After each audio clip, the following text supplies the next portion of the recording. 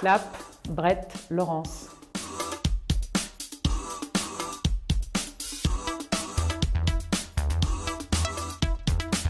Premier mot, innovation. Deuxième mot, progression. Et le dernier mot, c'est passion. J'essaye d'aider au maximum les entrepreneurs à titre personnel parce que je suis business angel et que j'ai investi dans une petite dizaine de boîtes. J'essaye aussi de partager en fait mon expertise et mon expérience. Alors en 2050, on peut prendre deux chemins. On peut prendre un chemin un peu dystopique et un chemin beaucoup plus utopique. Alors le chemin dystopique, c'est que je pense que le monde sera encore plus segmenté qu'aujourd'hui. Et je crains qu'il y ait une partie de la population qui vive en fait une réalité un petit peu alternative dans les métaverses. Alors c'est pas quelque chose auquel j'aspire, mais je pense que c'est inéluctable. Et qu'une autre partie de la population sera au contraire extrêmement ancrée dans le réel, voire dans le local, voire dans le terrien. Pourquoi c'est un monde dystopique? Parce que je pense que c'est deux populations qui ne se parleront pas et qui ne se comprendront pas.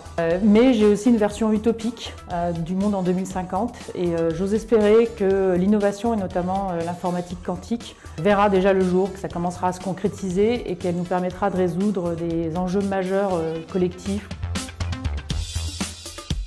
La semaine dernière, j'ai échangé avec un psychologue spécialiste de l'hypnose. J'ai appris une chose, c'est que il y a plusieurs gammes de fréquences selon l'état de conscience et l'état d'éveil. Donc je savais que quand on était concentré ou bombardé d'informations, on montait en fréquence, donc on passait dans les 40 Hz. Ce que je ne savais pas, c'est qu'en fait, les fréquences les plus propices à l'apprentissage, c'était des fréquences basses, et même plus basses que les fréquences auxquelles on résonne en temps normal. Donc en fait tout ça pour dire que pour vraiment bien apprendre, il faut être dans un état de relaxation assez fort. J'ai le smile quand je vois la beauté des choses, la beauté des paysages, la beauté des gens, la beauté du cœur.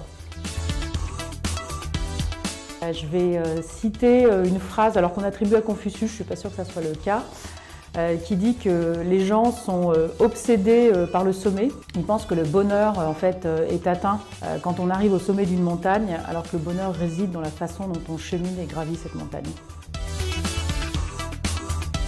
C'est de changer de vie il y a 2 ans, puisqu'après cette vie trépidante au cœur de la tech, je suis venue m'installer à Chamonix, dans les Alpes, et en fait j'ai démarré un nouveau business qui est un petit peu l'aboutissement de tout ce que j'ai recherché au cours de ma vie professionnelle. Je ne sais pas s'il y en a une pire, mais je pense que les pires décisions que j'ai prises de ma vie, c'est celles qui ont été guidées par mon ego. Dans mon nouveau job, je suis au contact de pas mal d'entreprises qui constituent un peu le cœur du tissu économique français. Et je m'aperçois qu'il y a un fossé énorme avec l'écosystème de start-up que je connais bien. Donc mon combat, à moi, en ce moment, c'est justement d'équiper ces sociétés avec les bons stacks, les bons outils.